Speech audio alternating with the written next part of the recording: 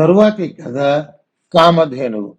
పూర్వం సర్వధర్మములు తెలిసినటువంటిది, దేవతల చేత పూజలు అందుకున్నది అయిన కామధేనువు తన కొడుకులు భూలోకములో భూమి దున్నుతున్నప్పుడు అలసి మూర్ఛనొందటం చూసింది. రోజుకు సగము సేపు భూమి దున్నటంలో అలసిపోతున్న పుత్రులను చూసి బాధపడుతూ కన్నీళ్లు పెట్టుకున్నది. ఆ కామధేనువు కన్నీళ్లు కూడా పరిమళ భరితంగా ఉంటాయి. ఆ కన్నీటి బిందువులు క్రింది వరుసలో వెడుతున్న ఇంద్రుని మీద పడ్డాయి. ఆ పరిమళాన్ని గ్రహించి పూజ్యురాలైన కామధేనువు కన్నీళ్లే అయి ఉంటాయి అనుకున్నాడు. తల పైకి ఎత్తి చూస్తే నిజంగా కామధేనువు కన్నీళ్లు పెట్టుకోవటం చూశాడు. కీర్తిమంతురాలైన కామధేనువు కన్నీళ్లు పెట్టవలసిన అవసరం ఏమిటి, ఆమెకి దిగులెందుకు అని కామధేనువుకు నమస్కరించి, మాత, మా అందరి క్షేమము కోరేదానవు, మాకు ఏమైనా కష్టము వచ్చిందా అమ్మా అన్నాడు. మీకు వచ్చిన ఆపద ఏమీ లేదు. నా పుత్రులు ఈ వృషభములు కష్టపడుతున్నాయి. ఎండకు కృషించిపోతున్నా రైతు ఇంకనూ బాధ పెడుతున్నాడు. నా బిడ్డల బాధ చూడలేక కన్నీళ్లు వస్తున్నాయి అన్నది. ఈ వృషభములు నాకు పుట్టాయి. లోకములో పుత్రుని కంటే ప్రియమైనది ఏదీ లేదు కదా అన్నది. వేల కొద్ది వృషభములు పుత్రులుగా కల ఆ కామధేనువు కేవలం 2 వృషభాలు శ్రమ పడుతుంటే చూసి కంటి నీరు పెట్టుకునేది. పుత్రులకు మించిన ప్రియము వేరు లేదు కదా అనుకున్నాడు ఇంద్రుడు. 1000 మంది కొడుకులున్నా ఒక కొడుకు కష్టం కలిగితేనే బాధపడుతోంది కామధేను. మరి ఒకే ఒక కొడుకుని కలిగిన రాజమాత కౌసల్యకు ఎంత బాధ కలిగించావు మాత అన్నాడు భరతుడు. తరువాతి కథ భరద్వాజుని ఆతిథ్యం. భరతుడు రాముని అన్వేషిస్తూ భరద్వాజ ఆశ్రమమునకు వచ్చాడు. కుశల ప్రశ్నలు అయినవి. తాను వచ్చిన పని చెప్పాడు.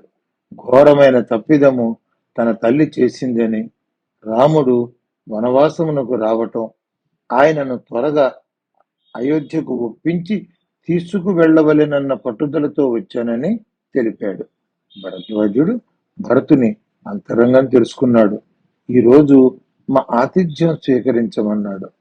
1,00,000కు పైగా సైనికులు, పరివారం, మంత్రులు, రాజకుటుంబం, ఇంతమందికి ఆతిథ్యం ఇవ్వటానికి సిద్ధమయ్యాడు మహర్షి. ఆయన వాక్కు ఆజ్ఞగా భావించి సైనికులను, పరివారాన్ని ఆశ్రమం దగ్గరకు రమ్మనమని ఆజ్ఞను జారీ చేశాడు భరతుడు. భరద్వాజుడు అగ్నిశాలలో ప్రవేశించి విశ్వకర్మను పిలిచాడు. అతిథులకు గృహములు, వసతులు ఏర్పాటు చేయమన్నాడు. క్షణకాలంలో అందరికీ అద్భుత వసతులు ఏర్పాటు చేశాడు విశ్వకర్మ. యముని, వరుణుని, కుబేరుని ఆహ్వానించాడు. భరతునకు ఆతిథ్యమిచ్చుచున్నాను, కావలసిన ఏర్పాట్లు చేయమన్నాడు. భూలోకములోని, అంతరిక్షంలోని నదీ నదములు 4 ప్రక్కల నుండి ప్రవహించుచు ఇక్కడికి రమ్మనమన్నాడు. కొన్ని నదులు మైరేయము అను మద్యమును, కొన్ని నదులు బాగా తయారు చేయబడిన సురను, మరికొన్ని నదులు చెరకు రసం వంటి తీయని నీటిని ఇవ్వాలి అని ఆదేశించాడు.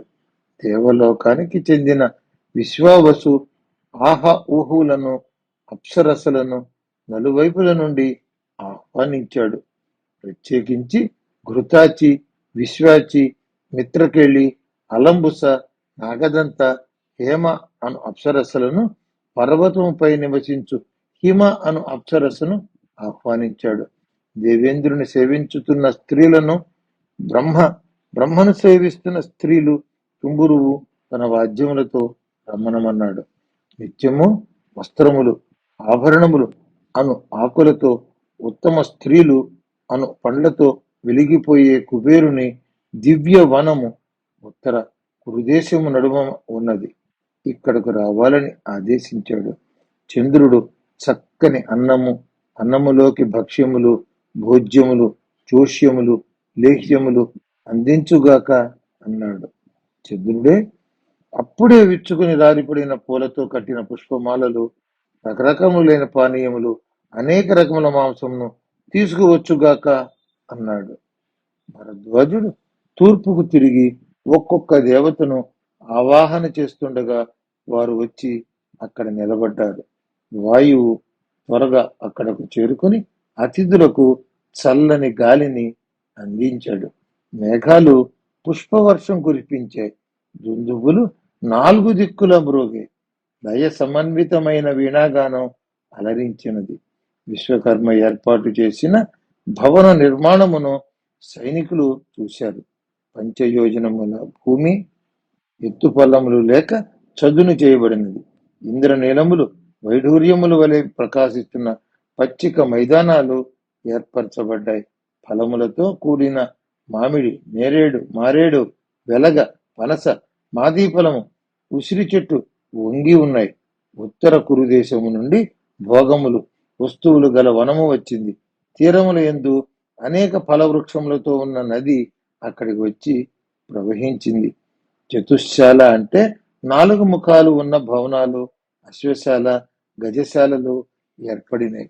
పెద్ద పెద్ద ముఖద్వారములతో రాజభవంతుల చోటికి వచ్చి చేరినాయి. ఆ భవనముల యందు శయనములు, పరుపులు, సమస్త భోగ వస్తువులు, భోజనాలు, అందరికీ నూతనముగా వస్త్రములు సిద్ధముగా ఉన్నాయి. మహర్షి అనుమతితో భరతుడు ఆ రాజభవనములోనికి వెళ్ళాడు. మంత్రులు, పురోహితులు వెంట నడిచారు. అక్కడ ఉన్న దివ్య సింహాసనమునకు ప్రదక్షిణ చేశాడు భరతుడు. అందరూ ఆసీనులయ్యారు. భరద్వాజుని ఆజ్ఞచే కొన్ని నదులు భరతుని దగ్గరకు వచ్చినవి. వానిలో క్షీరాన్నం ఉన్నది. బ్రహ్మ అనుగ్రహంతో ఆ నదుల నడుమ 2 గృహములు తెల్లని మట్టితో చేసిన ఉన్నవి. బ్రహ్మ కుబేరులు పంపగా 20,000 మంది సర్వాభరణ భూషితులైన స్త్రీలు వచ్చారు. నందన నుండి 20,000 మంది స్త్రీలు వచ్చారు. గంధర్వులు, నారదుడు, తుంబురుడు భరతుని ముందు గానం చేశారు. భరద్వాజుని ఆదేశం ప్రకారం అలంబుస, మిశ్రకేసి, పుండరీక, వామన అను అప్సరస్సులు భరతుని ఎదుట నృత్యం చేశారు. బిల్వ వృక్షం, మృదంగం, తాండ్ర చెట్టు, తాళము, రావి చెట్టు నర్తకులుగాను ప్రదర్శనలు ఇచ్చాయి. అనేక రకముల వృక్షములు పరిచారికులుగా మారాయి. మరికొన్ని వృక్షములు స్త్రీ రూపం ధరించి వచ్చి మద్యం ఇష్టం వచ్చినంత త్రాగండి, మిగిలిన వారు పాయసం తాగండి, మాంసం తినండి అని చెబుతున్నారు. పురుషులకి స్త్రీలు నది దగ్గరికి తీసుకువెళ్లి అభ్యంగనం చేయించారు. మరికొందరు వస్త్రములు అందించారు, సురను అందించారు.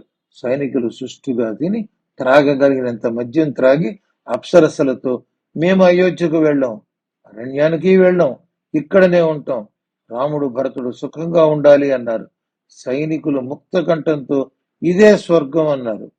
సైన్యముతో వచ్చిన ఏనుగులు, అశ్వములు, ఇతర జంతువులకు చక్కని ఆహారం కడుపు నిండుగా లభించింది.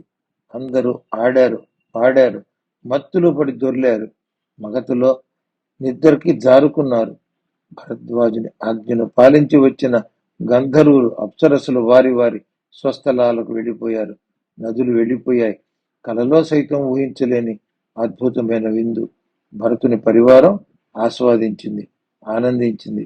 ఆ విధంగా ఆ రాత్రి ఒక దివ్యమైన రాత్రిగా మిగిలిపోయింది. భరతుని సైన్యం, పరివారం భరద్వాజ మహర్షి ఆతిథ్యాన్ని ప్రత్యక్షంగా అనుభవించారు, ఆనందించారు. భరద్వాజ మహర్షి మహిమాన్వితుడు. తరువాతి కథ ఇక్ష్వాకు వంశ చరిత్ర. వశిష్ఠుడు రామునికి ఇక్ష్వాకు వంశ చరిత్రను సంపూర్ణముగా చెప్పాడు. పూర్వమంతా జలమయం, దానిలో నుండి భూమి పుట్టింది. తరువాత దేవతలు, బ్రహ్మ పుట్టారు. బ్రహ్మదేవుడు వరాహ రూపంలో ఈ లోకాన్ని ధరించాడు, జగత్తునంతటిని సృష్టించాడు. ఆ బ్రహ్మ శాశ్వతమైన వాడు, నిత్యుడు, నాశం లేనివాడు, పరబ్రహ్మ నుండి పుట్టినవాడు. ఆయన పుత్రుడు మరీచి, మరీచి కుమారుడు కశ్యపుడు, కశ్యపుని కుమారుడు సూర్యుడు, సూర్యుని కుమారుడు ప్రజాపతి అయిన మనువు, మనువు కుమారుడు ఇక్ష్వాకు. మనువు మొట్టమొదట ఈ భూమిని తన కుమారుడైన ఇక్ష్వాకుకు ఇచ్చాడు. ఆ ఇక్ష్వాకువు భూమండలానికి అయోధ్యను రాజధానిగా చేసుకుని పాలించిన మొదటి ప్రభువు. ఇక్ష్వాకు కుమారుడు కుక్షి, కుక్షి కుమారుడు వికుక్షి, వికుక్షికి బాణుడు అనే ప్రతాపవంతుడైన పుత్రుడు కలిగాడు. బాణునికి అనరణ్యుడు పుత్రుడిగా జన్మించాడు. అనరణ్యుని రాజ్యపాలన కాలంలో అనావృష్టి లేదు, చోర భయం లేదు, కరువు కాటకాలు లేవు. అనరణ్యునికి పృథువు అనే కుమారుడు, ఆ పృథువుకు త్రిశంకు అనే సత్యవాక్య పరిపాలకుడు పుట్టాడు. త్రిశంకు మహారాజు శరీరంతో స్వర్గానికి వెళ్ళినవాడు. త్రిశంకు కుమారుడు దుందుమారుడు. దుందుమారునికి యవనాశ్వుడు పుట్టాడు. యవనాశ్వుడి పుత్రుడు మాంధాత. మాంధాతకు సుసంధి పుట్టాడు. సుసంధికి ధ్రువసంధి, ప్రసేనజిత్తుడనే కుమారుడు కలిగారు. ప్రతిభాశాలి శత్రు సంహారకుడైన భరతుడు ధ్రువసంధి కుమారుడు. భరతునికి అసితుడు అనే కొడుకు పుట్టాడు. అసితునికి హైహయులు, తాళజంగులు, శశిబిందులు అనేవారు శత్రువులు. శత్రువులు దాడి చేయగా పర్వతమును ఆశ్రయించుకుని తపస్సు ఆరంభించాడు. ఆయనకు 2 భార్యలు, వారు గర్భవతులు. ఒక భార్య తన సవతి గర్భ విచ్ఛిన్నం కోసం విషం ఇచ్చింది. ఆ కాలంలో భృగు వంశస్థుడైన చవన మహర్షి హిమాలయములందు తపస్సు చేసుకుంటున్నాడు. అశ్వతుని భార్య కాళింది ఆ మునిని దర్శించి పుత్రుడు కలిగేటట్లు వరము కోరింది.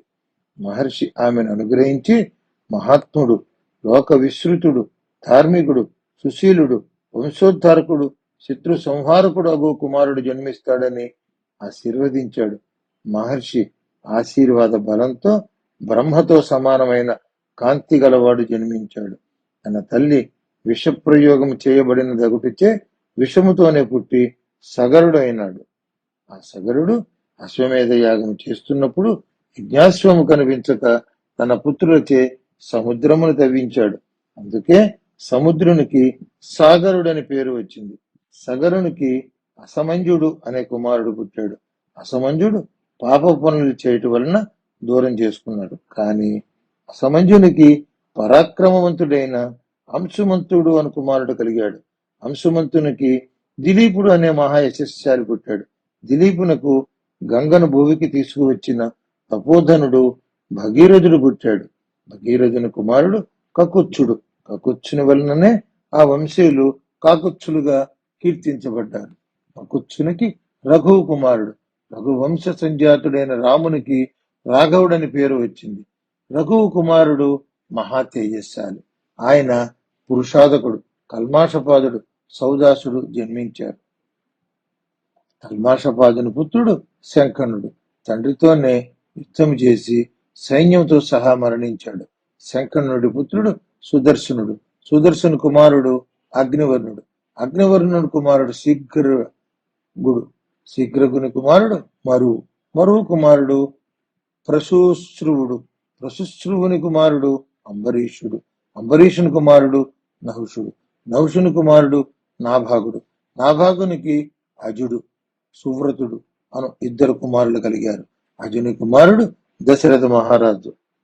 దశరథ మహారాజుకు రాముడు, భరతుడు, లక్ష్మణుడు, శత్రుఘ్నుడు అను 4 కుమారులు. ఇక్ష్వాకు వంశంలో జ్యేష్ఠ కుమారునికి రాజ్యాధికారం. అందుచేత ఓ రామా, నీ ఉండగా నీ సోదరులు రాజ్యాధికారం స్వీకరించకూడదు. నీవు మనస్సు మార్చుకుని అయోధ్యను పాలించమని హితవు చెప్పాడు. తరువాతి కథ అనసూయ అత్రి దంపతుల దర్శనం. చిత్రకూటమునకు భరతుడు, శత్రుఘ్నుడు, రాజమాతలు పరివారముతో రావటం, అక్కడ మునులకు అసౌకర్యం కలగటం, మునులు వేరే చోటుకు వెళ్లి తపస్సు చేయ సంకల్పించుకోవటం రాముని ఆలోచింపజేసింది. అక్కడి నుండి దూరముగా వెళ్లి మరొక ప్రదేశంలో నివాసం ఏర్పాటు చేయ నిర్ణయించుకున్నాడు. మార్గంలో అత్రి మహర్షి, అనసూయాదేవి దంపతులు నివసించే ఆశ్రమం చేరారు. అత్రి మహర్షి రామలక్ష్మణులను తన పుత్రులుగా భావించాడు. అతిథి మర్యాదలు చేశాడు. అనసూయాదేవి సీతాదేవిని అక్కున చేర్చుకుని ఆదరించింది. వృద్ధురాలైన అనసూయాదేవిని గురించి అత్రి మహర్షి లోకానికి తెలియవలసిన విశేషాలు రామునికి, లక్ష్మణునికి, సీతకు చెప్పాడు. పూర్వము 10 సంవత్సరములు వర్షములు లేక భూమండలము ఉష్ణమండలమైనది. ఆహారము లభింపక మానవులు అల్లాడిపోయారు. అనసూయ తపోధనురాలు. తన తపశ్శక్తితో వృక్షములకు చక్కని ఫలములను పండించింది. గంగానదిని ప్రవహింపజేసింది. పంటలు పండినాయి, ప్రజలకు ఆహారం లభించింది, క్షామం భయపడి పారిపోయింది. 10,000 సంవత్సరములు కఠోర తపస్సు చేసింది. ఆమె చేయని వ్రతం లేదు. దేవతలకు సహాయపడుటకు ప్రకృతిని శాసించింది. 10 రోజులను ఒక్క రాత్రిగా మార్చినది. రామా, ఈమె మీకు తల్లితో సమానమైన పూజనీయురాలు. ఈమెకు కోపము తెలియదు. సర్వజనుల్లో స్తుతింప కీర్తింప అర్హురాలు. సీతాదేవి వెళ్ళి ఆమెను దర్శించవచ్చు అన్నాడు అత్రి. సీత ఆమె కడకు పోయి ప్రదక్షిణ పూర్వక నమస్కారములు ఆచరించింది. పెళ్లి చేసుకుని అత్తవారింటికి వెళ్లి పండుగకు పుట్టింటికి వచ్చిన కూతురును తల్లి దగ్గరకు తీసుకున్నట్టు అనసూయాదేవి సీతాదేవిని ఆదరించింది. అనసూయ కడు వృద్ధురాలు, శరీరము ముడతలు పడిపోయినది. తెల్లని జుట్టు గాలిలో అరటి చెట్లు ఊగినట్టు ఊగిపోతోంది. మంచి చెడ్డలు పరామర్శలు అయినవి. అనసూయ సీతాదేవిని ఉద్దేశించి, ఎంతో అదృష్టం చేత ధర్మాచరణ చేస్తున్నావు. ఐశ్వర్యమును, బంధుజనులను, అహంకారాన్ని విడిచి భర్త అడుగుజాడల్లో నడుచుకుంటూ అరణ్యవాసం చేస్తున్నావు. భర్త వనవాసి అయినా, నగరవాసి అయినా, పాపకార్యములు చేసేవాడైనా, పుణ్యకార్యములు చేసేవాడైనా భర్తను విడవకుండా వెన్నంటి ఉండే స్త్రీలు ఉత్తమ లోకాలు పొందుతారు. ఉత్తమ స్త్రీ భర్త సచ్చీలుడైన, దుశ్శీలుడైన, ధనికుడైన, దారిద్ర్యంతో ఉన్న ఆ భర్త ఆ స్త్రీకి దేవుడు. సీత, భర్త అంతులేని తపస్సు వంటివాడు. వానిని సేవించుటే తపస్సు. వానికి మించిన బంధువు లేడు, దైవము లేడు. కాముకులై భర్తలను అనాదరము చేయు స్త్రీలు దుష్టులు. వారికి మంచి చెడ్డలు తెలియటం లేదు. వారు ధర్మభ్రష్టులు. లోకములోని మంచి చెడులను గలిగే నీ బోటి ఉత్తమ స్త్రీలు ధర్మకార్యములు చేస్తూ భర్తని అనుసరిస్తూ పతివ్రతలై జీవించువారు మాత్రమే స్వర్గలోకంలో నివాసం పొందగలరు. నీ భర్తని అనుసరిస్తూ సహధర్మచారిణివిగా మసలుకోవలసినది. అంతులేని కీర్తి, దేవతల అనుగ్రహం కలుగుతుంది అని ఆశీర్వదించింది. మా, నీవు చెప్పినవన్నీ సత్యాలే. నా భర్త గుణసంపన్నుడు, ఎంతో దయగలవాడు, ధర్మప్రభు. నాకు తల్లియు తండ్రియు దైవము ఆయనే అన్నది. రాముడు తన తల్లి కౌసల్యను ఎట్లు ప్రేమించునో మిగిలిన రాజమాతలను అట్లే ప్రేమిస్తాడు, గౌరవిస్తాడు. స్త్రీలను తల్లుల వలె గౌరవించువాడు.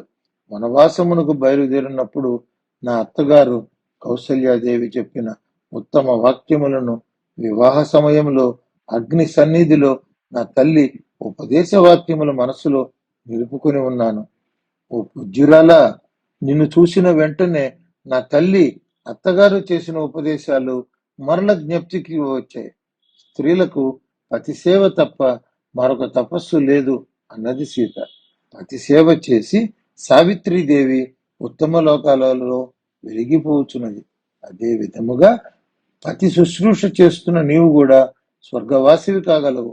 స్త్రీలలో ఉత్తమురాలైన రోహిణీదేవి చంద్రుని విడిచి క్షణకాలం ఆకాశంలో కనపడదు. ఎందరో పుణ్య స్త్రీలు భర్తల యందు దృఢమైన నియమములతోనే సేవించి దేవలోకమున పూజింపబడుతున్నారు. అనసూయాదేవి సీతాదేవి మాటలకు ముగ్ధురాలై దగ్గరకు తీసుకుని ముద్దాడింది. అమ్మా, కఠోర నియమాలు పాటిస్తూ సంపాదించుకున్న తపఫలం నా వద్ద నిండుగా ఉన్నది. నీకు ఏమి కావాలనో కోరుకో, తప్పక తీరుస్తాను అన్నది అనసూయాదేవి. సీత నవ్వుతూ, ఇది చాలు, వరములు ఇచ్చినట్లే అన్నది. నీ మాటలతో నీ మీద నాకు వాత్సల్యము అధికమైనది. అపురూపమైన పుష్పములను ఇస్తున్నాను.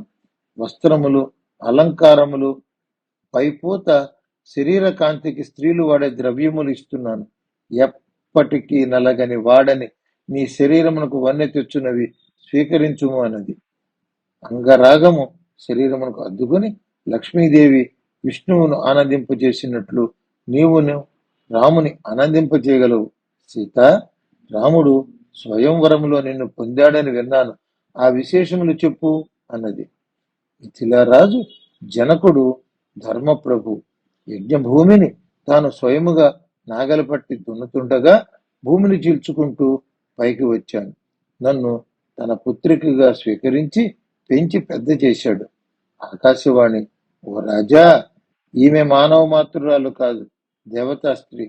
ధర్మానుసారముగా నీకు పుత్రికయే అని వినిపించినదట. ఆయన పట్టపు రాణికి గారాల కూతురునయ్యాను. నాకు యుక్త వయస్సు వచ్చినది. వివాహం చేయవలెను. సీత దూరమగునని ధనమును కోల్పోయిన వాని వలె దీనుడయ్యాడు. నేను అయోనిజను.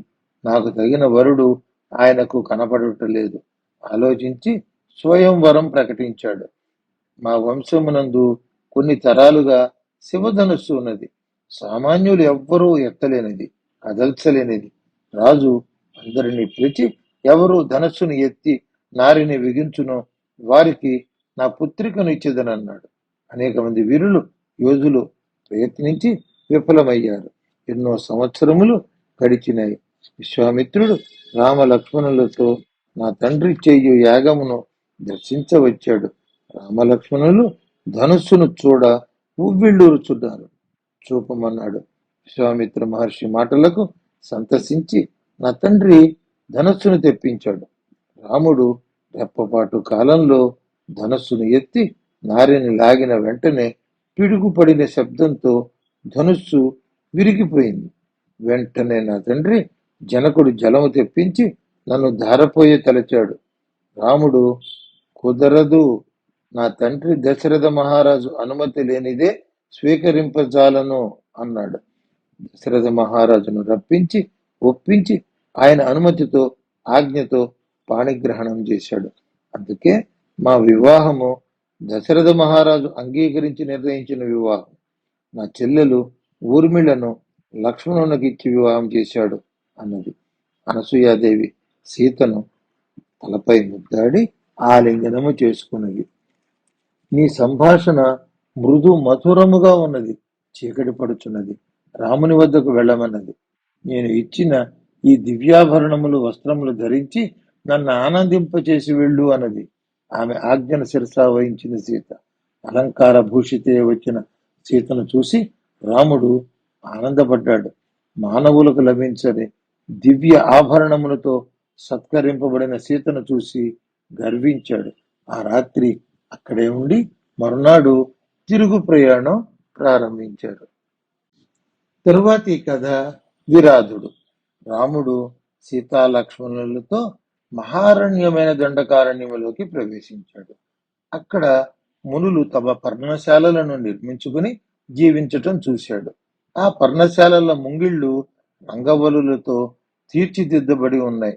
అక్కడ క్రూర జంతువులు కూడా సాధు జంతువుల వలె ప్రవర్తిస్తున్నాయి. ఆ మునుల బ్రహ్మ తేజస్సుతో ఆ ఆశ్రమ సముదాయం సూర్యమండలము వలె భాషిస్తోంది. తీయని ఫలములతో వృక్షములు భారంగా వంగి ఉన్నాయి. అప్సరస్సులు అక్కడ నృత్యం చేస్తున్నారు. వయోవృద్ధులైన మునులు దీర్ఘ తపమాచరిస్తున్నారు. రాముని, ఆయన భార్యను, సోదరుని చూసి మునులు స్వాగతం పలికారు. బ్రహ్మలోకంలోకి అడుగు పెట్టినట్లుగా ఉన్నది రామునికి. అద్భుతమైన ఫలములతో ఆతిథ్యమిచ్చి ఒక పర్ణశాలను వసతిగా ఏర్పాటు చేశాడు. రామా, అయోధ్యలో ఉన్న అరణ్యములో ఉన్న నీవే ప్రభువు మాకు. మేము తత్వనిష్టలో ఉంటూ క్రోధమును విసర్జించాం. అపకారం చేసే వారికైనా దండనం చేసే తలంపు లేని వారము. తపస్సును ధనంగా భావిస్తూ జీవిస్తున్న వారము. తల్లి గర్భమును రక్షించుకున్నట్లు నీవు మమ్ములను రక్షించమన్నారు మునులు. వారి ఆతిథ్యం స్వీకరించి అరణ్య మధ్య భాగంలోకి ప్రవేశించారు. అరణ్యం చాలా చీకటిగా, ఈగల రొద, అనేక మృగములు గుంపులు గుంపులుగా సంచరిస్తున్నాయి. వారికి హఠాత్తుగా ఒక భీకర రూపం కనబడింది. పర్వతమంతా ఒక రాక్షస రూపం ఎదురైంది. వాని రూపం చాలా వికృతంగా ఉంది. నోరు తెరుచుకుని అరుస్తున్నాడు. ఆ అరుపు భయంకరంగా ఉంది. మృత్యువు కబళించటానికి వస్తున్నాడా అన్నట్లున్నాడు. ఒక పెద్ద ఇనప శూలమునకు 3 సింహాలను, 4 పెద్ద పులులను, 2 తోడేళ్లను, 10 జింకలను, ఒక పెద్ద ఏనుగు తలను గురించి ఆహారం కోసం మోసుకుని పోతున్నాడు. రాముని, సీతను, లక్ష్మణుని చూశాడు. విపరీతమైన కోపంతో వారి మీదకు లంఘించాడు. ఒక్క ఉదుటున సీతను ఎత్తి తన ఒడిలో పెట్టుకున్నాడు. మీరు దండకారణ్యములోకి వచ్చారు, మీకు మరణం తప్పదు అన్నాడు. చూడటానికి మునుల వలె ఉన్నారు, స్త్రీని వెంటబెట్టుకు తిరుగుతున్నారు, ఎవరు మీరు అంటూ గద్దించాడు. నా పేరు విరాధుడు, నేను రాక్షసుడును, ఇక్కడి మునులను తింటూ దండకారణ్యములో నివసిస్తున్నాను. ఈమె చాలా అందముగా ఉన్నది, నేను నా భార్యగా స్వీకరిస్తాను. మీ ఇద్దరిని సంహరించి మీ రక్తం త్రాగుతాను. సీత భయకంపితురాలైంది. గాలివానలో అరటి చెట్టు వలె ఊగిపోయింది. రాముడు తమ్మునితో, లక్ష్మణ, సీత నా భార్య, జనక మహారాజు పుత్రిక, యశస్విని, విరాజుని అధీనంలో లాగబడింది. కైక అభిలాష పరిపూర్ణమైనది. తన కుమారునికి రాజ్యము కోరటమే కాక సర్వులు ఇష్టపడే నన్ను అరణ్యానికి ఎందుకు పంపినదో ఆ కోరిక నెరవేరింది. తండ్రి మరణించాడు, నాకు రాజ్యం దక్కకపోవుట, సీతకు పరపురుష స్పర్శ, ఇంతకంటే దుఃఖించటానికి కారణాలు కావాలా అన్నాడు. లక్ష్మణుడు ఉగ్రుడై, పూర్వము భరతుని మీద కోపం వలె ఈ విరాధుని మీద చూపించి వారిని దారుణంగా చంపివేస్తాను అన్నాడు. విరాధుడు మళ్ళీ అడిగాడు, మీరెవరని? మేము క్షత్రియులము, ఇక్ష్వాకు వంశీయులము అన్నాడు రాముడు. మరి నువ్వెవరో చెప్పమన్నాడు. నా పేరు విరాధుడు, నా తండ్రి పేరు జవుడు, తల్లి శతప్రద. తీవ్రమైన తపస్సు చేసి బ్రహ్మచేత ఎవ్వరి నుండి చావు లేకుండా వరము పొందాను. ఈమెను నాకిచ్చి పారిపోండి, మిమ్మల్ని చంపను అన్నాడు. రాముడు నిన్ను ఇప్పుడే వధిస్తానంటూ బాణాలు వదిలాడు. విరాధుడు సీతను దింపి శూలముతో వారి మీదకు దూకాడు. భీకర యుద్ధం సాగింది వారి మధ్య. ఆ మహాబలవంతుడు రామలక్ష్మణులు ఎత్తి తన భుజముల మీద కూర్చుండబెట్టుకున్నాడు. రామలక్ష్మణులు వాని భుజములను నరికివేశారు. విరాధుడు భుజములు తెగిపడటంతో దీనుడైనాడు. వారిని క్రింద పడవేసి ఎంత హింసించినా వానికి మృత్యువు రాలేదు. రాముడు గ్రహించాడు, విరాధుడు తపోబలం చేత చంపశక్యము కానివాడు, కాబట్టి నేరుగా పాతివేద్దామని చెప్పాడు. లక్ష్మణుడితో పెద్ద గొయ్యి తవ్వమన్నాడు. విరాధుడు లేవకుండా వాని కంఠం మీద త్రుక్కిపట్టి నిల్చున్నాడు. విరాధుడు దీనంగా భక్తి శ్రద్ధలతో, రామా, అజ్ఞానముతో నీవెవరో తెలుసుకోలేకపోయాను. కౌసల్యపుత్రుడవు, ఆమె నీ భార్య సీత, ఆయన నీ తమ్ముడు లక్ష్మణుడని గ్రహించాను. నేను తుంబురుడు అనే గంధర్వుడను, రంభయందు కోరిక కలవడనై కుబేరుడు కబురు పంపినా వెళ్ళలేదు. కుబేరుడు కోపించి శపించాడు, బ్రహ్మ రాక్షసుడైనాడు. కుబేరుని ప్రాధేయపడ్డాను, తప్పును క్షమించమన్నాను. కుబేరుడు శాంతించి విమోచనం చెప్పాడు. దశరథ పుత్రుడు రాముడు నిన్ను సంహరిస్తాడు, అప్పుడు నీ గంధర్వ రూపం లభిస్తుంది అని అనుగ్రహించాడు. నేడు నా కోరిక నెరవేరింది, నీ చేతిలో మరణం ప్రాప్తించింది. రామా, నీకు ఒక మహాత్ముని గురించి చెబుతాను, ఆయన దర్శనం చేసుకో, నీకు ధర్మబోధ చేస్తాడు. ఆయన పేరు శరభంగుడు. ఇక్కడికి 1.5 యోజనముల దూరంలో ఆయన ఆశ్రమం ఉన్నది. రాక్షసులు గోతిలో పాతిపెట్టడం అనేది ప్రాచీన సంప్రదాయం. గోతిలో పాతిపెట్టబడిన వారికి ఉత్తమ లోకాలు దక్కుతాయి అంటూ బాణము బాధ తాళలేక ప్రాణాలు విడిచాడు. లక్ష్మణుడు పెద్ద గొయ్యి తవ్వి అందులో విరాధుని కన్నం చేసి ఖండశిలలతో పూడ్చివేశాడు. రాముడే స్వయంగా చంపాలి అని వాని కోరిక, అందుచేత అస్త్రములు పని చేయలేదు. రాముడు కాలితో వాని కంఠమును తొక్కి పెట్టడంతో వాని మరణం సంభవించి శాప విముక్తుడయ్యాడు విరాధుడు. తరువాతి కథ శలభంగ మహర్షి. అరణ్య ప్రాంతం చాలా ప్రమాదకరంగా ఉన్నది. మనము ఇక్కడి పరిస్థితులకి అలవాటు పడ్డవాళ్ళము కాదు. కావున వెంటనే శరభంగ మహర్షి ఆశ్రమమునకు వెళ్ళదాము అని వారు ఆ మహర్షి ఆశ్రమమునకు చేరుకున్నారు. వారికి అక్కడ ఒక అపురూపమైన సన్నివేశం కనబడింది. సాక్షాత్తు దేవేంద్రుడు తన అనుచరులతో ఆకుపచ్చని గుర్రములు కూడిన రథముతో విచ్చేసి ఉన్నాడు. నేలను తాకకుండా ఉన్నాడు. ఆయన కాంతితో అది సూర్యమండలమా అన్నట్లున్నది. తమ స్త్రీలు వింజామరలు వీస్తున్నారు. ఇంద్రుని మహర్షులు, గంధర్వులు, దేవతలు, సిద్ధులు వేదమంత్రాలతో స్తుతిస్తున్నారు. సీతారామ లక్ష్మణులు ఆ దేవేంద్రుని చూశారు, ఆయన పరివారాన్ని చూశారు, ఆయన రథాన్ని చూశారు. ఆ దేవతలు అందరూ యుక్త వయస్సులో ఉన్నారు. వారు ఎల్లప్పుడూ అదే వయస్సులో అదే ఆకృతి ఉందురట అంటూ రాముడు వారికి చెబుతున్నాడు. లక్ష్మణ, నీవు ఒక్క క్షణం సీతతో ఇక్కడనే ఉండు అంటూ ఆశ్రమం వైపుకు కదిలాడు. రాముడు వచ్చిన కార్యం పూర్తి అయ్యే వరకు రాముని కలవకూడదు అనే ఇంద్రుడు శరభంగుని వద్ద సెలవు తీసుకుని రామునితో సంభాషించకుండగానే వెళ్ళిపోయాడు. రాముడు సీతాలక్ష్మణులను తీసుకుని శరభంగుని వద్దకు వెళ్ళాడు. శరభంగునికి ప్రణామాలు అర్పించారు. ఆయన అగ్నిహోత్రం చేసుకున్నటకు సిద్ధముగా ఉన్నాడు. రాముని అక్కడ నివసించమని కోరాడు మహర్షి. మహర్షి, దేవేంద్రుని రాకలోని ఆంతర్యం ఏమిటి అని అడిగాడు. దానికి శరభంగుడు, రామా, ఉగ్రమైన తపస్సు చేశాను.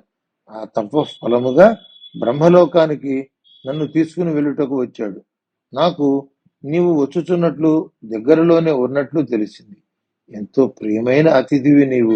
నీకు ఆతిథ్యం ఇచ్చే అవకాశమును సద్వినియోగపరుచుకోకుండా రానని చెప్పి పంపాను. నిన్ను కలిసి నీతో కొన్ని మధుర క్షణాలు గడిపిన పిదప బ్రహ్మలోకానికి వెళ్ళవలెనని అభిలాషయ్యా అన్నాడు. రామా, నా తపస్సుతో బ్రహ్మ పుణ్యలోకాలు, స్వర్గమునకు సంబంధించిన పుణ్యలోకాలు సంపాదించుకున్నాను.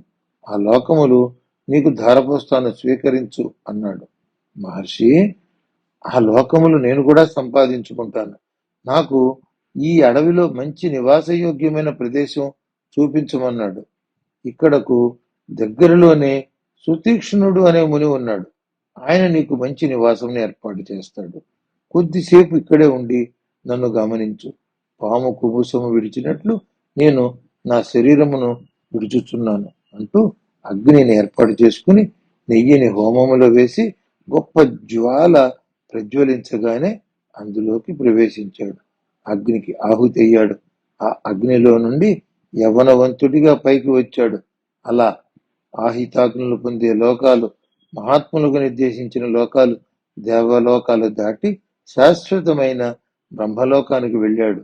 బ్రహ్మగారు శరభంగ మహర్షికి ప్రేమతో స్వాగతం చెప్పాడు. తరువాతి కథ మునులకు రాముని అభయము. శరభంగ మహర్షి ఆశ్రమములో వసిస్తున్న మునులు రాముని చేరారు. ప్రజాపతి గోళ్ల నుండి పుట్టినవారు, రోమముల నుండి పుట్టినవారు, పాదములు కడుగుట వలన పుట్టినవారు, చంద్రుని చల్లని కాంతి కిరణములోనే తాగిడివారు, ధాన్యపు గింజలను రాళ్లతో దంచి తినేవారు, ఆకులే ఆహారంగా గలవారు, దంతాలను రోళ్లుగా ఉపయోగించేవారు, కంఠము వరకు నీళ్లపై తేలుతూ తపస్సు చేసేవారు, కాళ్ళు చేతులు తమకు పడుకునే పక్కకు నిదురించేవారు, అసలు ఏ విధమైన పాన్పు లేనివారు, కదలటానికి వీలు లేని ఇరుకు స్థలంలో తపస్సు చేసేవారు, నీరు మాత్రమే త్రాగుతూ తపస్సు చేసేవారు, గాలి మాత్రమే ఆహారంగా తీసుకునేవాళ్ళు, ఆకాశంలో నిలిచి తపమాచరించేవారు, కటిక నేలపై నిద్రించేవారు, పర్వతాల యందు నివసించేవారు, నిరంతరం తడిగుడ్డలతో ఉండువారు, పంచాగ్నుల మధ్య తపస్సు చేయువారు, వివిధ ప్రక్రియల్లో కఠోర తపస్సు చేసే మునులు రాముని చెంత చేరారు. రామా, నీవు ధర్మాత్ముడవు, కీర్తిమంతుడవు, ముల్లోకాలలో పేరుగాంచిన వాడవు. నీలో సత్యము, పితృభక్తి నిండుగా ఉన్నాయి. ధర్మప్రభువు నీవు, అందుకే నిన్ను యాచిస్తున్నావు. మా కోరిక తీర్చు అన్నారు.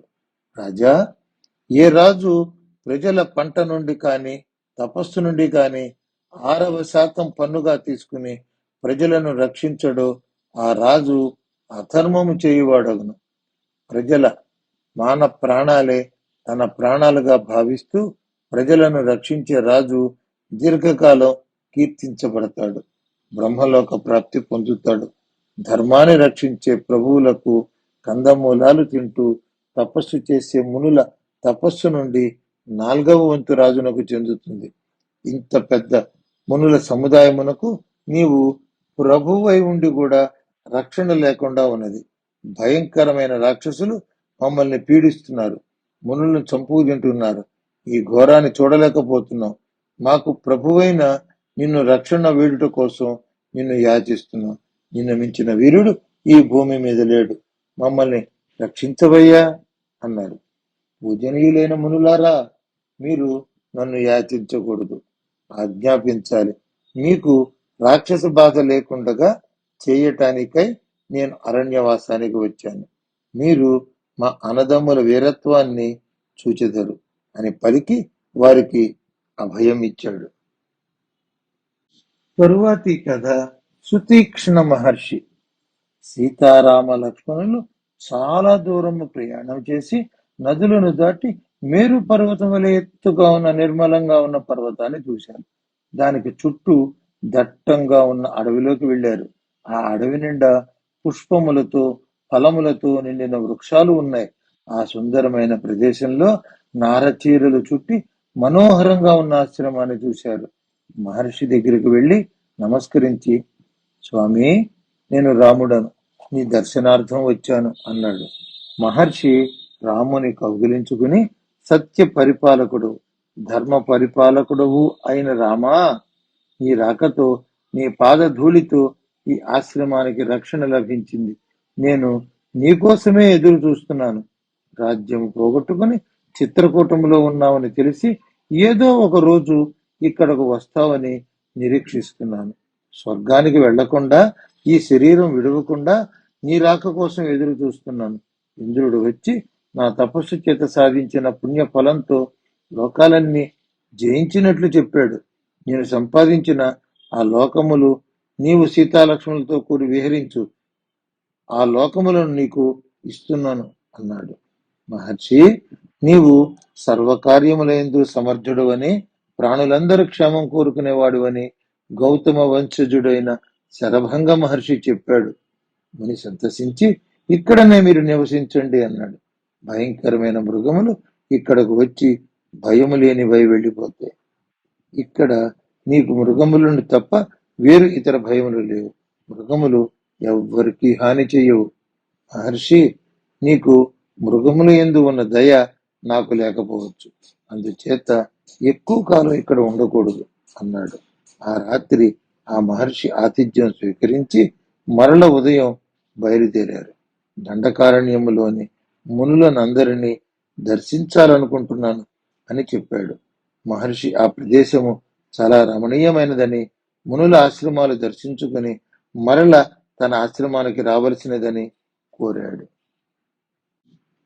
తరువాతి కథ సీత చెప్పిన నీతి కథ. రాముని వెనుక సీత, సీత వెనుక లక్ష్మణుడు ఆ వనంలో అలా ముందుకు సాగుతున్నారు. నడక వల్ల కలిగే అలసట మరచేందుకు సీత రామునితో సంభాషణ ప్రారంభించింది. వ్యసనములు 3 రకములు. అబద్ధములు చెప్పుట అన్నది, పరుల భార్యలయందు ఆసక్తి, శత్రుత్వం లేకపోయినా ఇతరులను హింసించటం. రాఘవ, నీవు అసత్యమన్నది ఎరుగవు. ఇతరుల భార్యల యందు కోరిక నీకు అసలే ఉండదు. నీ భార్య యందు తప్ప ఇతరుల స్త్రీల యందు అభిలాష లేనివాడవు. పితృభక్తి కలవాడవు. సత్యమునే మాటలాడువలనని ప్రతిజ్ఞ కలవాడవు. ఈ రెండును నాకు తెలిసిన విషయములు. ఎటువంటి శత్రుత్వము లేకుండా ప్రాణులను చంపటం అనే వ్యసనం కొత్తగా ఇప్పుడు చేరినది. ఇది చాలా ప్రమాదమైన వ్యసనం. ఈ అరణ్యంలో ఉన్న మునులను రక్షించుటకు రాక్షస సంహారం చేయుదునని ప్రతినబూనావు. ఇక్కడే నాకు నీ గురించిన చింత ఎక్కువై ఆలోచించవలసి వస్తోంది. నాకు దండకారణ్యమునకు రావటం ఏమాత్రము ఇష్టం లేదు. ఇక్కడ జంతువులను చంపెదవు. చేతిలో ధనుస్సు ఉంటే క్షత్రియులను నిలువరించటం సాధ్యమా? అగ్నికి దగ్గర ఇంధనం చేర్చితే జ్వాల పెరిగినట్లు క్షత్రియులకు వేటయందు ఆసక్తి పెరుగుతుంది. రామా, నాకు తెలిసిన ఒక కథ నీకు చెబుతాను. పూర్వం ధర్మాత్ముడైన ఒక ముని ఆశ్రమములో అనేక మృగములు ఉండేవట. ఆయన సత్యమునే పలుకు నియమము కలవాడు. స్త్రీలోలత్వం తెలియనివాడు.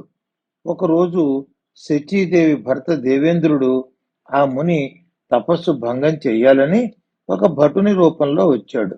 ఓ మునీశ్వర, నా వద్ద ఒక మహత్తు కలిగిన ఖడ్గము ఉన్నది. కొన్ని నాళ్ళు దీనిని న్యాసముగా నీ వద్ద ఉంచమని ప్రార్థించాడు. ముని అంగీకరించి ఆ ఖడ్గం తీసుకున్నాడు. ఆ ముని భటుడు తన మీద ఉంచిన నమ్మకాన్ని వమ్ము చేయకూడదు, భటుడు తిరిగి వచ్చే వరకు దాన్ని అత్యంత భద్రంగా కాపాడాలి అనుకుంటూ ఆ ఖడ్గమును చేతపట్టుకొని తిరుగుతున్నాడు. క్రమంగా ఖడ్గం మీద ఉన్న శ్రద్ధ తపస్సు మీద లేకుండా పోయింది. తనకు తెలియకుండానే నిరంతరము ఖడ్గధారి ఇంద్రుడి చేత క్రూరత్వము అలవడింది.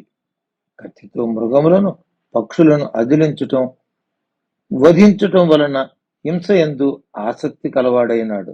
ధర్మం మరుగునబడి అధర్మం పెరిగి చివరికి నరకం ప్రాప్తించింది. శస్త్ర సంబంధం వలన కలిగిన పరిణామం ఇది. శస్త్ర సంబంధము అగ్ని సంబంధం వంటిదే. నీకు తెలియదని కాదు, నాకు నీ యందు అమితమైన గౌరవము, భక్తి, ప్రేమ ఉండుట చేత నీకు అట్టి ప్రమాదం రాకూడదని చెప్పాను అన్నది. ధనుస్సు చేత పట్టుకుని ఇక్కడ నివసించే రాక్షసులను, వారితో వైరము లేకునను సంహరించాలన్న ఆలోచన నీకు రావటం శ్రేయస్సు కాదు. నీకు ఏ విధమైన అపరాధం చేయని లోకులను హతమార్చటం నాకు ఏమాత్రం ఇష్టం లేదు అని నిర్మోహమాటంగా చెప్పింది. నీవు క్షత్రియ ధర్మమును పక్కకు పెట్టి తపమాచరించటానికి వచ్చావు. మరలా అయోధ్యకు వెళ్ళినప్పుడు ధనుస్సును ఉపయోగించు. రామా, నిర్మలమైన మనస్సుతో తపస్సు చేయి. అదే మన ధర్మం. ఆ తపస్సే సర్వశ్రేయస్సుని అందిస్తుంది. స్త్రీ చాపల్యం చేత చెప్పిన మాటలు కాని ధర్మాత్ముడవు. నీకు తెలియని ధర్మమేముంది? నీకు నచ్చినట్లా చేయమంది. మునులు దీనంగా రాక్షసుల నుండి రక్షించమని కోరినందువల్లే రాక్షస సంహారం చేస్తున్నాను. అది నాకు వ్యసనం కాదు సీత అన్నాడు రాముడు. తరువాతి కథ మాండకర్ణి మహాముని పంచాప్సరస సరస్సు. కొండ చర్యలు అందమైన నదులను దాటుకుంటూ రామలక్ష్మణులు సీతతో ముందుకు సాగుతున్నారు. సారస పక్షులను, చక్రవాకములను, జలపక్షులు గల సరస్సులను, వాటి సోయగాలను వీక్షిస్తూ మనోహరమైన ప్రదేశాలను దాటుకుంటూ వెడుతున్నారు. జింకలు, దుప్పులు, పెద్ద పెద్ద దున్నపోతులు, మదగజములను చూశాడు. ఎంతో దూరం ప్రయాణం చేసిన తరువాత ఒక చోట ఒక యోజనం వైశాల్యం ఉన్న పెద్ద సరస్సును చూశారు. దాని నిండా తెల్లని ఎర్రని పద్మాలు ఉన్నాయి. ఆ సరస్సులోకి ఏనుగులు దిగి క్రీడిస్తున్నాయి. ఆ సరస్సులో సారస పక్షులు, హంసలు, కాదంబములు విహరిస్తున్నాయి. చక్కని సంగీతం వాయిద్యముల ధ్వనితో కూడి మధురముగా శ్రావ్యంగా వినవస్తోంది. కాని మనుష్యులెవ్వరూ కనపడట్లేదు. రామునికి కుతూహలం పెరిగింది.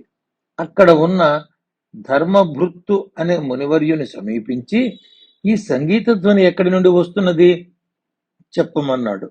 ఆ ముని ఆ కథ చెబుతాను అని మొదలుపెట్టాడు. రామా, ఈ సరస్సు పేరు పంచాప్సరము. ఇది మాండకర్ణి అనే ముని తన తపశ్శక్తి చేత నిర్మించాడు. మహాముని 10,000 సంవత్సరాలు గాలిని పిలుస్తూ నీటిలోనే నివసిస్తూ తపస్సు చేశాడు. దేవతలు ఆయన తపస్సుకు భయపడ్డారు. వారిలో ఒకరి స్థానం తీసుకుంటాడని భయం. దేవతలు 5 అప్సరస్సులను పిలిచి ఆ మహామునికి తపోభంగం చెయ్యమన్నారు. మన్మధుడు విజృంభించాడు. ముని వారికి వశమయ్యాడు. ఆ 5 అప్సరస్సులను భార్యలుగా చేసుకున్నాడు. వారి కోసం ఈ సరస్సు లోపల ఒక అద్భుత గృహం నిర్మించాడు. తన తపశ్శక్తితో నవయౌవనవంతుడయ్యాడు. ఆ ముని తన భార్యలతో ఆనందంగా చుండుట చేత ఈ వాద్యధ్వని సంగీతం మనకు వినిపిస్తున్నాయి అని చెప్పాడు. రామలక్ష్మణులకు, సీతకు చాలా ఆశ్చర్యం అనిపించింది. రాముడు ఆ సరస్సులోకి చూశాడు. నారచీరలు కట్టి ఉన్నాయి, దర్భలు పరిచి ఉన్నాయి, బ్రహ్మ తేజస్సుతో వెలిగిపోతుంది. చాలా కాలం అక్కడ ఆశ్రమాల్లో ఉంటూ 10 సంవత్సరాలు గడిపివేశారు. సుతీక్ష్ణుని ఆశ్రమానికి మరల వచ్చి అక్కడ చాలా కాలం గడిపారు. రాముడు ఒకనాడు మహర్షిని సందర్శించి, మహర్షి, మాకు అగస్త్యుల వారిని దర్శించాలని ఉన్నది. వారి ఆశ్రమం మాకు కనపడలేదు. మీరు ఆశ్రమం ఎక్కడ ఉన్నదో చెబితే వెళ్ళి దర్శించుకుంటాము అన్నాడు. అప్పుడు సుతీక్ష్ణ మహర్షి, నేను కూడా మీకు అదే విషయం చెప్పాలనుకుంటున్నాం. ఇక్కడికి 4 యోజనముల దూరములో అగస్త్యుని సోదరుని ఆశ్రమం ఉంది. అక్కడ పిప్పలి వనం ఉంది. అక్కడ సుందరమైన సరస్సులు, చక్రవాకములు, హంసలు, కారండవములు, పద్మములతో నిండినవై ఉంటాయి. ఆ ఆశ్రమం నుండి దక్షిణము దిశగా 1 యోజనము వెళ్ళిన అగస్త్య మహర్షి ఆశ్రమము కలదు అని చెప్పి వారిని అక్కడికి సాగనంపాడు. సీతారామ లక్ష్మణులు ఆ మహర్షి చెప్పిన గుర్తుల వెంబడి వెళ్లి అగస్త్య మహర్షి ఆశ్రమము చేరుకున్నారు. తరువాతి కథ వాతాపి ఇల్వలుడు. రాముడు లక్ష్మణునితో, లక్ష్మణ, అగస్త్య మహర్షి ఆశ్రమ సమీపమునందు పూర్వము వాతాపి ఇల్వలుడు అనే బలవంతులైన రాక్షస సోదరులు ఉండేవారు. వారు తపస్సు చేసుకునే మునులను చంపు తినేవారు. ఇల్వలుడు బ్రాహ్మణ రూపం ధరించి శ్రాద్ధమునకు ఆ బ్రాహ్మణులను భోక్తలుగా పిలిచేవాడు. తన సోదరుడు గొర్రె రూపంలోకి మారిన వాతాపిని వండి బ్రాహ్మణులకు భోజనం వడ్డించేవాడు. బ్రాహ్మణులు తృప్తిగా తిన్న తరువాత వాతాపి బయటకు వచ్చేయమనేవాడు. కామరూపి అయిన వాతాపి ఆ బ్రాహ్మణుల పొట్టలు చీల్చుకుని బయటకు వచ్చేవాడు. వారు బూటకపు శ్రాద్ధం నిత్యము నిర్వహిస్తూ 1000 మంది బ్రాహ్మణులను తినివేశారు. దేవతలు ఈ రాక్షసుల నుండి బ్రాహ్మణులను రక్షించదలిచి అగస్త్య మహర్షిని వేడుకున్నారు. అగస్త్యుడు ఇల్వలుని శ్రాద్ధమునకు భోక్తగా వెళ్ళాడు. సుష్టుగా భోజనం చేశాడు. ఇల్వలుడు శ్రాద్ధము సుసంపన్నం అయినది కదా అని అగస్త్యుని అనుమతి తీసుకుని, వాతాపి బయటకు రా అన్నాడు. వాడు రాలేదు. అగస్త్యుడు ఇల్వలుని చూచి, ఒరి, మేక రూపంలో ఉన్న నీ సోదరుని జీర్ణం చేసుకున్నాను, ఇంకా వాడు రాడు అన్నాడు. ఇల్వలుడు కోపంతో అగస్త్యుని మీద దాడి చేశాడు. అగస్త్యుడు వాడి వంక తీక్షణముగా చూశాడు. ఆ వేడిమికి వాడు భస్మమైపోయాడు. ఈ ప్రదేశమే నేడు అగస్త్య సోదరుని ఆశ్రమముగా విరాజిల్లుతోంది అని చెప్పాడు.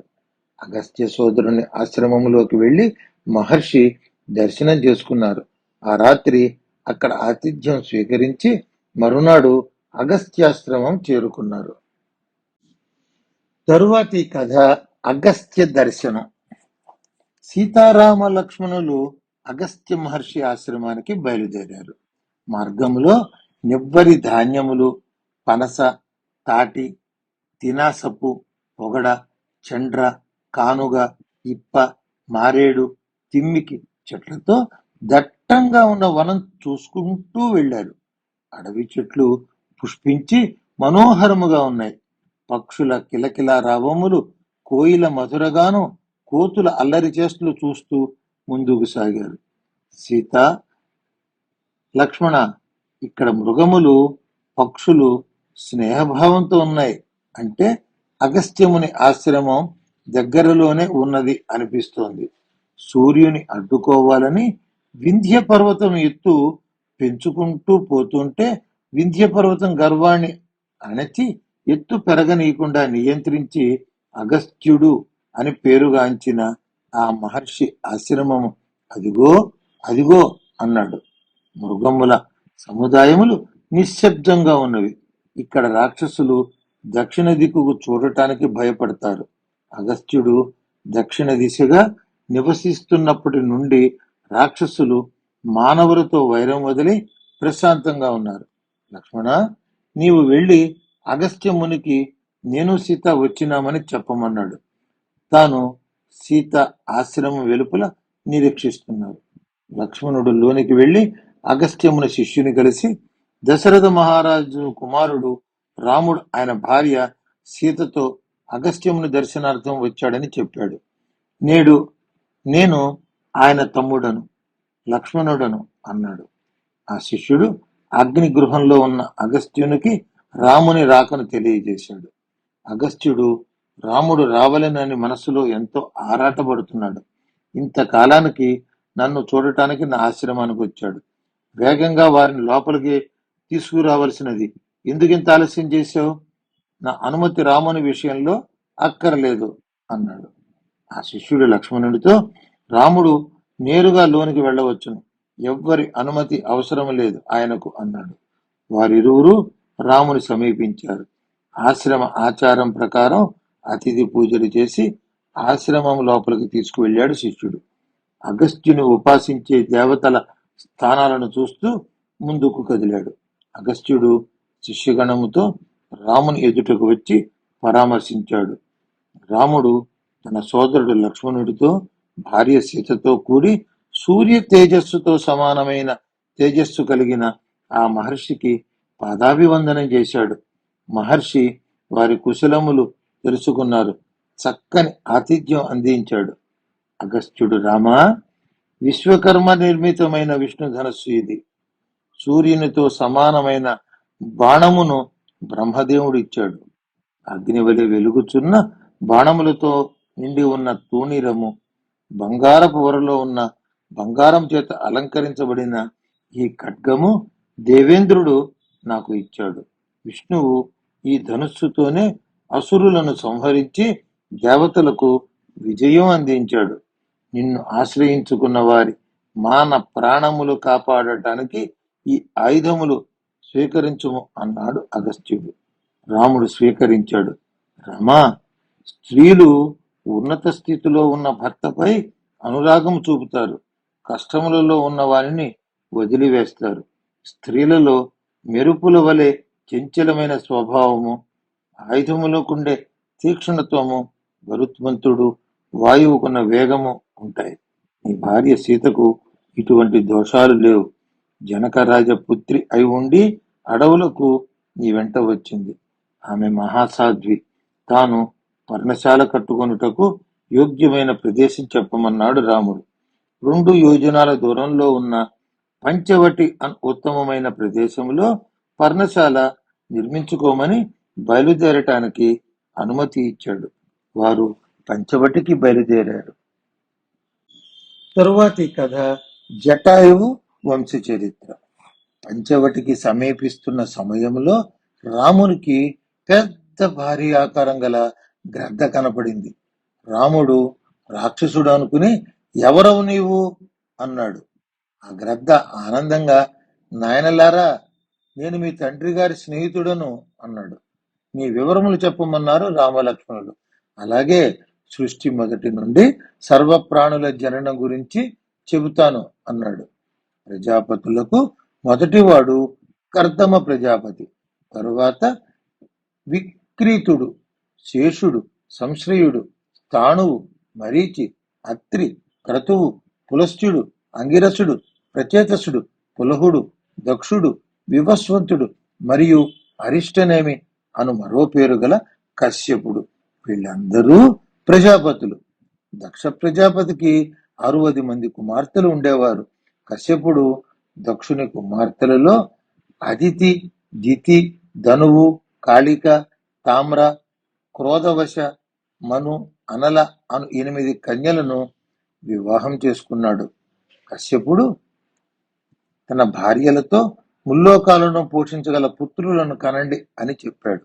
కశ్యపుని మాటల యందు అదితి, దితి, కాళిక అను 3 మాత్రమే భక్తి శ్రద్ధలు చూపారు. అదితికి 12 మంది ఆదిత్యులు, 8 మంది వసువులు, 11 మంది రుద్రులు, 2 అశ్వినులు అని 33 దేవతలు పుట్టారు. దితికి దైత్యులు పుట్టారు. ఈ భూమి మొత్తం ఈ దేవతలకు దైత్యులకు సమాన హక్కులతో ఉండేది. ధనువు హయగ్రీవుడను పుత్రుని, కాళిక నరకుని, కాలకుని కన్నది. తామ్ర క్రౌంచి, బాసి, శియని, ధృతరాష్ట్రి, సుకి అను లోకములో పేరు పొందిన 5 కన్యలకు జన్మనిచ్చింది.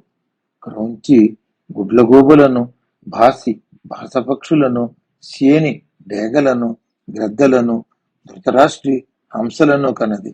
చక్రవాకములను కనది. సుఖి నతను కనది. నత వినతను కనది. క్రోధవశకు మృగి, మృగమంద, హరి, భద్రమద, మాతంగి, శార్దూలి, శ్వేత, సురవి, సురస, కద్రువ అనే 10 మంది కుమార్తెలు కలిగారు. మృగి లేళ్లు, జింకలు తన సంతానముగాను, మృగమందకు ఎలుగుబంటులు, సుమరాలు, చమర మృగాలు సంతానముగా పొందారు. సింహములు, వానరములు హరి సంతానం. భద్రమదకు ఇరావతి అను పుత్రిక కలిగింది. జగత్ ప్రసిద్ధమైన ఐరావతము ఇరావతి కుమారుడు. మాతంగికి ఏనుగులు పుట్టాయి. శార్దూలికి పెద్ద పులులు, కొండముచ్చులు కొడుకులుగా పుట్టారు. శ్వేతకు దిగ్గజములు పుత్రులుగా పుట్టారు. సురభికి రోహిణి, గంధర్వి అని 2 కూతుళ్లు పుట్టారు.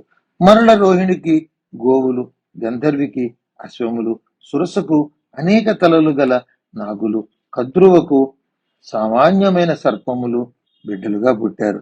మనువు బ్రాహ్మణులు, క్షత్రియులు, వైశ్యులు, శూద్రులు యశస్సులైన కుమారులకు జన్మనిచ్చింది. అనల ఫలవృక్షములను కన్నది. సుఖికి దౌహిత్రి అయిన వినత, సురస సోదరి అయిన కద్రువ గురించి చెప్పుకుందాం. కద్రువ ఈ భూమండలాన్ని ధరించే 1000 పడగల ఆదిశేషువును కన్నది. వినతకు గరుత్మంతుడు, అరుణుడు అను 2 కుమారులు కలిగారు. ఆ అరుణునికి సంపాతి, జటాయువు అను 2 పుత్రులు. నేను అరుణుడి పుత్రుడను. రాక్షసులకు తప్ప ప్రవేశింప శక్యము కాని మహారణ్యమునకు వచ్చారు. నేను నీకు అంగీకారమైతే సహాయకునిగా ఉంటాను. నీవు నీ సోదరుడు కార్యార్థులై వెళ్ళినప్పుడు సీతకు రక్షణగా ఉంటాను అన్నాడు. జటాయువు తోడురాగా రాముడు, సీత, లక్ష్మణుడు పంచవటికి బయలుదేరారు. తరువాతి కథ పంచవటిలో పర్ణశాల. సీతారామ లక్ష్మణులు చిక్కని దండకారణ్యములో ప్రయాణం చేసి ఒక సుందరమైన ప్రాంతానికి చేరుకున్నారు. అక్కడ అడవి అంతా పుష్పించి ఉన్నది. మృగములు స్వేచ్ఛగా తిరుగుతున్నాయి. రాముడు లక్ష్మణుడితో అగస్త్యుడు చెప్పిన గుర్తుల ప్రకారం ఇదే పంచవటి. మనము ఇక్కడే నివసించుదాము. నీవు చక్కని పర్ణశాల నిర్మించుటలో సిద్ధహస్తుడువు గదా. మనకు నివాసయోగ్యమైన పర్ణశాల చక్కని ప్రదేశంలో నిర్మించమన్నాడు. పర్ణశాల నీటికి దగ్గరగా ఉండాలి. సమిధలు, దర్భలు అందుబాటులో ఉండాలి. సుందరమైన ప్రదేశంలో పర్ణశాల నిర్మించు అన్నాడు. లక్ష్మణుడు, నీవు చెప్పినది చేయటమే తెలిసిన వాడను, స్వతంత్రించి చేయుట ఎరుగని వానిని. నీవే స్థలమును నిర్ణయించు, నేను పర్ణశాలను నిర్మించదను అని అందంగా భక్తిగా చెప్పాడు.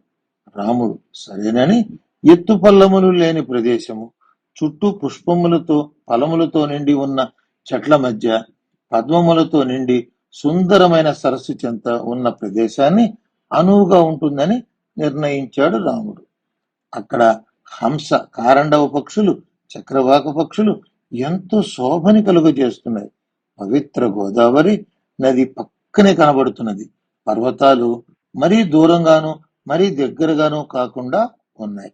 పర్వతాల మీద మధ్య చెట్లు, తాటి చెట్లు, తమాల వృక్షములు, ఖర్జూరము, పనస, మామిడి వృక్షములు, జలకంబ వృక్షములు, నేమి వృక్షములు, పున్నాగ వృక్షములు, అశోక వృక్షాలు, తిలకములు, సంపెంగలు, మొగలి పుష్పములు, పొదలు, లతలతో ఆ వృక్షములు చుట్టుకొని ఉన్నాయి. గంధపు చెట్లు, నీప, పార్నాస వృక్షములు, నిమ్మ చెట్లు, ఉమ్మెత్త, ఇనుమద్ది, చండ్ర, జమ్మి చెట్లు, మోదుగ, గలిగొట్లు చెట్లచే నిండి ఉన్నాయి. లక్ష్మణుడు అన్నగారి ఆజ్ఞ ప్రకారం అతి సుందరంగా అతి వేగంగా పర్ణశాల నిర్మించాడు. లక్ష్మణుడు గోదావరిలో స్నానం చేసి ఫలములు పుష్పములు తీసుకుని వచ్చాడు. రాముడు యథావిధిగా వాస్తు పూజ చేసి సీతతో కూడా పర్ణశాల ప్రవేశం చేశాడు. హేమంత ఋతువు ప్రవేశించింది. మనుషుల శరీరాలు మంచు చేత బిరిసెక్కినాయి. భూమి పంటలతో నిండుగా ఉన్నది. నీరు స్నానము చేయుటకు తగినట్లుగా లేవు. ఎండ హాయినిస్తోంది. ప్రజలు కొత్త ధాన్యం తినటానికి ఆగ్రయణ పూజలు చేసి, పితృదేవతలకు పూజలు చేసి పుణ్యాత్ములవుతున్నారు. ప్రజలకు గోవులు పాడిని సమృద్ధిగా ఇస్తున్నాయి. హేమంతం మంచు చేత కప్పబడి హిమాలయము తమ పేర సార్థకం చేసుకుంటున్నది. పగలు హాయిగా సుఖముగా ఉష్ణము కలిగిస్తోంది. రాత్రిళ్ళు చలితో బాధిస్తోంది. మన భరతుడు ఎట్లున్నాడో! అతను సుఖములకు అలవాటు పడినవాడు. అయోధ్యలోనే ఉంటూ తపస్సు చేస్తున్నవాడు. మనము గోదావరికి వెడుతున్నట్టు భరతుడు సరయూ నదిలో అపరరాత్రిలో స్నానమెట్లు చేస్తున్నాడో! నల్లని శరీరము, పద్మముల వంటి కళ్ళు, సన్నని నడుము కల భరతుడు మాటిమాటికి జ్ఞప్తికి వస్తున్నాడు అన్నాడు రాముడు. అట్టి మహాత్ముడైన భరతుని కన్న ఆ కైకేయి అంతటి క్రూరురాలు ఎట్లయినదో కదా అన్నాడు లక్ష్మణుడు. రాముడు వెంటనే, లక్ష్మణ, మన రాజమాత కైకేయిని ఎన్నడూ తోలనడవద్దు. భరతుని గురించిన మాటలు చెప్పు అన్నాడు. మన అన్నదమ్ములము నలుగురము ఎప్పటికి కలుస్తామో అంటూ రాముడు సీతతో లక్ష్మణుడితో కలిసి గోదావరి నదిలోకి దిగి స్నానం చేశాడు. తరువాతి కథ శూర్పణఖ. ఒకనాడు రాముడు సీతా లక్ష్మణులతో సంభాషించుచుండగా ఒక రాక్షస స్త్రీ వారి వద్దకు వచ్చింది. రాముని చూసి క్షణకాలం ఆయన దివ్య సౌందర్యానికి ముగ్ధురాలైంది. ఆయన వక్షస్థలము సింహం వక్షస్థలమంత విశాలముగా ఉన్నది. మహాబాహువులు, పద్మపత్రముల వంటి కనుల గలవాడు. అజానుబాహు అంటే మోకాళ్ళను తాకే చేతులు గలవాడు. చక్కని ముఖవర్చస్సుతో ప్రియదర్శనం చేయువాడు. మదపు టేనుగు నడకవలే హూందాగా నడుచువాడు. జటాధారి అయి ఉన్నవాడు. రజలక్షణులుట్టిపడుతున్నవాడు. నల్ల కలువల రంగు కలిగినవాడు. మన్మధునితో సమానమైన కాంతి, ఇంద్రునితో సమానమైన తేజస్సు కలవాడు అయిన రాముని చూడగానే మన్మధుడు ఆవహించినట్లు మోహితురాలైంది. ఆమె దుర్ముఖి. ముఖము చాలా భీకరంగా ఉన్నది. పొట్ట చాలా పెద్దది. విరూపాక్షి అంటే ఆమె కన్నులు భయము కొలిపేటట్లు ఉన్నాయి. ఆమె తల వెంట్రుకలు రాగి రంగులో ఎర్రగా ఉన్నాయి. ఆమె గొంతు నుండి వచ్చే ధ్వని చెవులు బ్రద్దలగునట్లున్నది. వికారమైన రూపము, కడు వృద్ధురాలు, దుష్టమైన నడవడిక కలిగింది. అయినా శూర్పణఖ అందచందాల యవనవంతుడైన రాముని కోరుకుంది. మీరెవరు? ఇది రాక్షసులు నివసించే నిర్జన ప్రదేశం. మునివేషంతో ఇక్కడికి ఎందుకు వచ్చారు? నిజం చెప్పండి అంటూ గర్జించింది. రాముడు తన ప్రవర ఉన్నదున్నట్లు, ఎటువంటి అసత్యము లేకుండా చిత్రకూటమునకు వచ్చిన పరిస్థితులను యథాతథముగా చెప్పాడు. మరి నీవెవరు అని అడిగాడు. నేను శూర్పణఖను, రాక్షసరాజు రావణాసురి చెల్లెలను. కుంభకర్ణుడు, విభీషణుడు, కరదూషణాదులు నా సోదరులు. రమా, వారినెవ్వరిని అనుసరింపను. నిన్ను చూడగానే నిన్ను భర్తగా కోరుకున్నాను. నేను కామరూపిని. ఈ నీ భార్యను, నీ తమ్ముని ఆహారంగా స్వీకరిస్తాను. మనం భార్యాభర్తలమై ఈ దట్టమైన అడవిలో విహరిద్దాం అన్నది. నా అందము చూడు, ఈ సీత అందము చూడు. ఈమె చాలా వికారముగా ఉన్నది. ఆమెతో నీకు ఆనందం ఉండదు. నాతో వచ్చేయండి. పవిత్రమైన దానా, గౌరవించదలిచిన దానవు, నేను అగ్నిసాక్షిగా వివాహమాడాను. నా భార్య అంటే నాకు చాలా ప్రీతి. ఆడవాళ్లకు సవతులు ఉండుట కోరుకోరు. నా తమ్ముడు లక్ష్మణుని వెంట భార్య లేదు. భార్యాసుఖం తెలియనివాడు. నీ అంతచందాలకు తగిన రూపవంతుడు, యవ్వనవంతుడు, నీకు భర్త కాగలిగినవాడు. వారిని కోరుకుంటే నీకు సవతి బాధ ఉండదు అన్నాడు. ఆమె ఆ మాటలు విని రాముని వదిలి లక్ష్మణుని దగ్గరికి వెళ్ళింది. నన్ను వివాహమాడి నాతో దండకారణ్యములో సంచరించమని లక్ష్మణుని అడిగింది. లక్ష్మణుడు యుక్తిగా, నేను నా అన్నగారికి దాసుడను. నన్ను చేసుకుని నీవు కూడా దాసివవుదు. ఇదేమి కోరిక అన్నాడు. మా అన్నగారికి చిన్న భార్యవై ఆనందించు, నాతో ఎందుకు అన్నాడు. మా వదిన గారికి పొట్ట అణిగిపోయింది. వికారంగా ఉన్న వృద్ధురాలు. ఆమెను వదిలి నీతోనే ఉండగలడు అంటూ వెక్కిరించాడు. లక్ష్మణుడు చేసే వెటకారం తెలియనిది. ఆ మాటలు నిజమని నమ్మింది. నేరుగా రాముని వద్దకు వెళ్ళింది. నీ భార్య అనాగారి, అణిగిపోయిన పొట్టచేత వృద్ధురాలు. ఆమెను చంపి సౌతిపోరు లేకుండా చేసుకుంటాను, నిన్నే భర్తగా పొందుతానంటూ సీత మీదకి లంఘించింది. ఆమెను అడ్డుకొని, లక్ష్మణ, ఆమె మూర్ఖురాలు, వారితో పరిహాసం చేయకూడదు. చూడు, కొంచెం ఉంటే సీత ప్రాణాలు పోయేవి అన్నాడు. ఈమె వికృతాకారంతో ఉన్న చెడ్డ స్వభావురాలు, ఈమెను అంగవిహీనముగా చేయము అన్నాడు. లక్ష్మణుడు వెంటనే రాముని ఖడ్గమును తీసుకుని ఆమె ముక్కు చెవులు కోసివేశాడు. ఆ బాధ తాళలేక బిగ్గరగా ఏడ్చుచు అరచుచు అడవిలోకి వెళ్ళిపోయింది శూర్పణఖ. రక్తము ధారలు కట్టి భరించలేని బాధతో గర్జిస్తూ తన సోదరుడైన కరుని వద్దకు వెళ్ళింది. రామలక్ష్మణులను తాను కలిసిన వైనం, తాను రాముని కోరుకున్నది, రామలక్ష్మణులు తనను అవమానపరచటం అంతా జరిగినట్లు చెప్పింది. కరుడు సోదరి బాధను చూసి ఆగ్రహంతో ఊగిపోయాడు. నీవు కామరూపివి, బలపరాక్రమములు గలదానవు, యమునితో సరితూగగల వేగము గలదానివి. దేవతలలో నాకు అపకారం చేయగలవాడెవడు లేడు. నీటిలో కలిపిన పాలను సారసభక్షి వేరు చేసి త్రాగినట్లు వాని రక్తం తాగుతాను అంటూ ఓంకరించాడు. అన్నా, యుద్ధములో ఆ ముగ్గురి రక్తమును త్రాగాలి, ఇది నా కోరిక తీర్చమన్నది. కరుడు 14 మంది రాక్షసులను పిలిచి, 2 మునివేషధారులు ఒక స్త్రీతో పంచవటిలో ఉన్నారు, వారిని చంపి తీసుకురండి, నా సోదరి వారి రక్తం త్రాగాలి అని వారిని శూర్పణఖతో రామాదులు ఉన్న చోటికి పంపాడు. శూర్పణఖ వారికి సీతారామ లక్ష్మణులను చూపించింది. రాముడు, లక్ష్మణ, సీతను జాగ్రత్తగా చూడు, క్షణకాలంలో ఈ రాక్షసులను వధించి వస్తాను అన్నాడు. వారు, నీవు ఒక్కడివి, మేము 14 మందిమి, మాతో యుద్ధం ఏమి చేసేదవు అన్నారు. మా పరిగల దెబ్బలకి శూలముల పట్టిసములతో నీ ప్రాణాలు, నీ ధనుస్సు విడిచిపెట్టుదుగాని అంటూ శూలములు రాముని మీదకు విసిరారు. రాముడు తన బాణములతో వాటిని విరిచివేశాడు. రాముడు 14 నారాచములు వారిపై ప్రయోగించాడు. ఆ బాణములు రాక్షసులను చీల్చివేశాయి.